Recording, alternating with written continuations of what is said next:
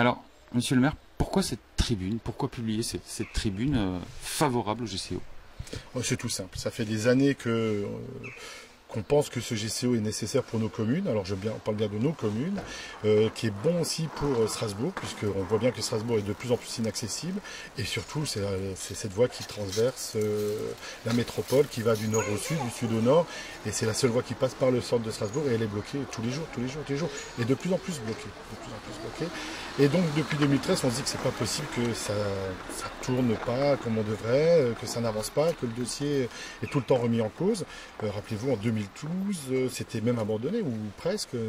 C'est là qu'on a fait un groupe de 9 avec mes collègues, 9 maires de la métropole, où on voulait relancer le projet. Et on avait fait une tribune, une action à Oberhausbergen à l'époque. Voilà, et on avait lancé donc cet appel à se mobiliser pour le GCO, parce qu'on avait été entendu. Je sais qu'à l'époque, même Strasbourg n'était pas favorable, ou vraiment favorable. La situation a changé et je peux que saluer le fait, quoi. Alors, pourquoi vous êtes favorable à ce GCO? Qu'est-ce que vous pensez que ça va apporter ou améliorer? Alors, je pense qu'on aurait dû se voir un petit peu ailleurs et pas ici, sur la route de Brumat, à un autre horaire, que ce soit le matin, à midi ou le soir. Vous verrez que j'ai 2 km de bouchons presque tous les jours sur la route de Brumat parce que l'autoroute est bloquée et la circulation se reporte sur nos axes. Et quand elle se reporte sur nos axes, elle se reporte aussi sur les routes qui vont se déboucher sur la route de Brumat. Donc tous les matins, pour ma population, c'est impossible de partir à l'heure au boulot. Il faut prendre une demi-heure, un quart d'heure pour sortir du village. Reprendre encore une demi-heure sur l'autoroute parce que vous bloquez. Donc ça veut dire que c'est des gens qui partent une heure avant pour pouvoir aller travailler. Je ne sais pas si c'est bon. C'est peut-être pas toujours bon pour la famille. C'est jamais bon pour les employeurs ou pour nos artisans qui doivent aller travailler au sud quand ils partent de Soufeuille. Alors vous dites aussi dans votre tribune que vous êtes quelque part l'expression que vous exprimez au nom d'une majorité qui serait silencieuse. Vous le voyez bien, c'est toujours plus facile d'être contre un projet et c'est plus facile à mobiliser, puisque les contre, que ce soit dans nos communes ou ailleurs, vous ne mobiliserez que les gens qui sont contre. Les gens qui sont pour le disent, ils sont toujours pour, mais ils ne vont pas forcément manifester. Sauf que là, on sent l'exaspération des gens. On sent ces bouchons tous les jours, les gens disent il y en a assez maintenant, et on me le dit, je le pense, parce que moi je le vis aussi personnellement.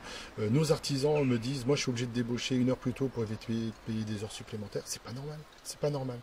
On ne peut pas imaginer que nos artisans du Nord vont travailler qu'au Nord et ceux du Sud au Sud. Je veux dire, il faut aussi qu'ils puissent avoir cette mobilité, et vous le vivez vous. Je ne sais pas combien de temps vous allez mettre pour repartir de Soufeuille, mais pour y venir, je pense que vous avez dû prendre du temps. Dernière question, dans votre tribune, vous évoquez aussi des mesures d'accompagnement à ce GCO. Elles vous semblent aujourd'hui déjà, quelles sont-elles ces mesures et en quoi elles vous semblent nécessaires? Excusez-moi, mais il faut qu'il y ait des mesures d'accompagnement. Moi, je vis ici à Soufeuille avec une autoroute qui passe dans la commune. Les premières maisons sont à 10 mètres de l'autoroute et on subit la pollution, on subit le bruit. Donc, je comprends les communes comme Vendenheim, Egversheim, Kolbsheim, qui vont avoir une autoroute qui vont passer pas loin de chez eux. Je le comprends. Et il faut les aider à avoir cet accompagnement. Le mur anti-bruit, la protection aussi de la végétation des animaux, la biodiversité, c'est normal tout ça. Mais ça, Vinci a fait quand même de gros efforts. On leur demande encore un peu. Ils vont le faire, j'en suis certain, et ça va avancer. Je pense qu'on doit continuer. Je ne trouve pas normal qu'on empêche de faire ces travaux. Par exemple à Kolbsheim, l'abattage des arbres, c'est pas normal qu'on empêche parce qu'on sait qu'on n'a qu'une fenêtre de tir qui est un peu courte jusqu'au 15 octobre, et on sait très bien que ça va repousser, et d'autant on va en penser empêcher. C'est quand même une décision qui a été prise, tous les recours ont été faits, elle est financée. Moi, je crois que c'est bon pour nous, c'est bon pour nous tous, l'artisanat, le travail sur place. 30% doit être donné à la sous-traitance. Ça va être du travail pour nos sociétés, ouais, c'est bien. Alors quand je parle des mesures d'accompagnement, c'est aussi des mesures d'accompagnement, un RER régional. Ça, mais vous avez raison.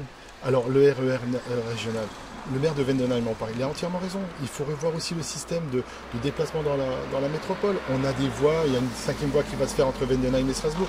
On a des voies de chemin de fer qu'on peut utiliser. Il y a des gares qui sont sous-exploitées. Oui, il faut réutiliser ça. Il faut faire du transport en commun. Alors on a un projet sur le transport en commun sur la 2e couronne. Et la 2e couronne, il faut l'aider aussi à se déplacer vers Strasbourg. Sur le cadran nord, là, on a les réunions. Ça avance pas encore assez vite à mon sens, mais ça va le faire. Et on va gagner du temps. Il faut ça, la VIO indispensable. Alors la requalification de la 35, il ne faut pas qu'on s'y trompe. Il ne faut pas non plus que ça devienne un goulot d'étranglement où on ne puisse plus rouler, donc ça sera encore pire. Il faut qu'on retrouve des marges de manœuvre sur cette autoroute, qu'on roule peut-être moins vite, alors ça va embêter certains, mais le GCO sera là pour prendre du temps et de la vitesse pour aller rejoindre l'autre côté. En résumé, c'est oui au GCO, mais pas le GCO tout seul. Mais on l'a toujours dit. C'est ça qu'on n'entend pas. Nous, on dit oui au GCO, mais le GCO n'est qu'une partie de la chose. En 2012, on travaillait sur le PADD, le plan d'aménagement développement durable, qui mentionnait non seulement le GCO, la VLIO, la requalification de la 35, une amélioration du transport en commun dans les communes de seconde couronne. C'est ça qu'il faut faire. Il faut arrêter de penser qu'il n'y a que le GCO. Non, le GCO seul ne fera pas. C'est un ensemble. Mais le GCO en fait partie. Et si on ne le fait pas, c'est pas la peine de faire le reste non plus, on n'y arrivera pas.